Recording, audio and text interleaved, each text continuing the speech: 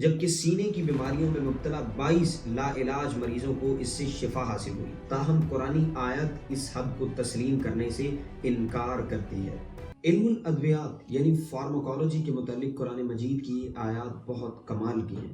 جب ان آیات کو میں نے پڑھا تو میں دھنگ رہ گیا کہ اللہ تعالیٰ نے کتنی خوبصورت باتیں قرآن مجید میں بیان کی ہیں کہ انسان آج سے 1400 سال پہلے اس کو سوچ بھی نہیں سکتا تھا۔ شہد کی مکھی کے بارے میں تو آپ سب جانتے ہیں، اللہ تعالیٰ نے شہد کی مکھی کو قرآن مجید میں کئی دفعہ مخاطب کیا ہے۔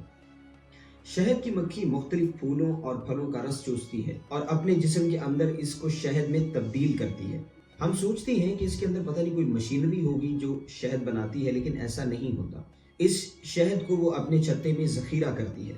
محض چند صدیاں پہلے انسان اس امر سے باخبر ہوا کہ شہد کی مکھی کے پیٹ سے نکلتا ہے، لیکن اس حقیقت کو 1400 برس پہلے قرآن پاک نے اپنی درج ذیل آیات میں یوں بیان فرما دیا تھا کہ اس کے پیٹ سے ایک پینے کی چیز رنگ برنگی نکلتی ہے جس میں لوگوں کے لیے شفا ہے۔ القرآن سورہ نمبر 16 آیت نمبر 69۔ ہمیں حال ہی میں یہ خبر ہوئی ہے کہ شہد میں شفا ہے، اس میں تندرستی عطا کرنے کی خصوصیات پائی جاتی ہیں اور یہ جراثیم کش یعنی کہ اینٹی سیپٹک بھی ہے۔ دوسری جنگ عظیم میں روسی اپنے زخموں کی صحت یابی کے لیے ان پر شہد لگایا کرتے تھے اور شہد کی جراثیم کش خصوصیات کی بدولت ان کے زخم جراثیموں سے محفوظ اور ٹھیک ہو جاتے تھے۔ شہد کی شفایابی کی حیرت انگیز طور پر حیرت انگیز خصوصیات اس وقت منظر عام پر آئیں جبکہ سینے کی بیماریوں میں مبتلا 22 لا علاج مریضوں کو اس سے شفا حاصل ہوئی۔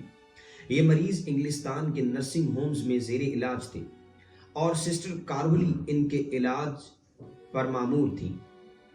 اس نے پروپولس سے ان کا علاج کیا، یعنی کہ پروپولس سے ان مریضوں کا علاج کیا۔ پروپولس ایک ایسا عنصر ہوتا ہے جس کو شہد کی مکھی بذات خود مہیا کرتی ہے اور یہ شہد کے چھتے کو بیکٹیریا سے بچانے میں معاون ثابت ہوتا ہے۔ اگر کوئی شخص نباتات یعنی پودے سے الرجی کے مرض میں مبتلا ہو تو اسے اسی پودے سے تیار شدہ شہد استعمال کروانے سے اس شخص میں اس الرجی کے خلاف قوت مدافعت یعنی امیونٹی پیدا ہوتی ہے۔ شہد کے بارے میں قرآن پاک کے فرامین، اس کا ماخذ، اس کی خصوصیات قرآن پاک کے نزول سے صدیوں بعد دریافت کی گئی۔ قرآن مجید فزکس کی فیلڈ میں بھی بہت خوبصورت باتیں یوں بیان کرتا ہے۔ قدیم وقتوں میں ایک جانی پہچانی تھیوری، ایک معروف و مشہور نظریہ بنام تھیوری آف ایٹمزم مشہور تھا۔ اس کو شرف قبولیت حاصل تھا اور ماہرین کی اکثریت تھیوری آف ایٹمزم اسے تسلیم کرتی تھی۔ یہ تھیوری بنیادی طور پر یونانیوں نے پیش کی تھی اور بالخصوص ایک یونانی مفکر ڈیموکریٹس نے اس تھیوری کو پیش کیا تھا جو تقریباً 23 صدیاں قبل اسی زمین کا باسی تھا۔ ڈیموکریٹس اور اس کے بعد آنے والے لوگ یہ تصور کرتے تھے کہ مادے کی سب سے چھوٹی اکائی ایٹم ہے۔ قدیم عرب میں بھی اس کا تصور پایا جاتا تھا۔ عربی الفاظ ذرہ عام طور پر ایک ایٹم کے لیے استعمال ہوتا تھا، لیکن آج کے دور جدید میں سائنس اس حقیقت کو ثابت کر چکی ہے کہ ایک ایٹم کو توڑنا بھی ممکن ہے، ایٹم کو مزید توڑا بھی جا سکتا ہے۔ یہ 20ویں صدی کا ایک کارنامہ ہے۔ 14 صدیاں پہلے یہ نظریہ عربوں کو بھی ایک انہونی بات محسوس ہوتا تھا۔ ان کے لیے ذرہ ایک ایسی حد تھی جس سے کوئی تجاوز نہیں کر سکتا تھا۔ ذرے سے یعنی کہ اس حد سے مزید آگے نہیں جایا جا سکتا تھا، اس ذرے کو توڑا نہیں جا سکتا تھا۔ تاہم قرآنی آیت اس حد کو تسلیم کرنے سے انکار کرتی ہے۔ قرآن مجید کی سورہ نمبر 34 آیت نمبر 3 میں اللہ تعالیٰ یوں فرماتے ہیں، اور کافر بولے ہم پر قیامت نہ آئے گی، تم فرماؤ کیوں نہیں؟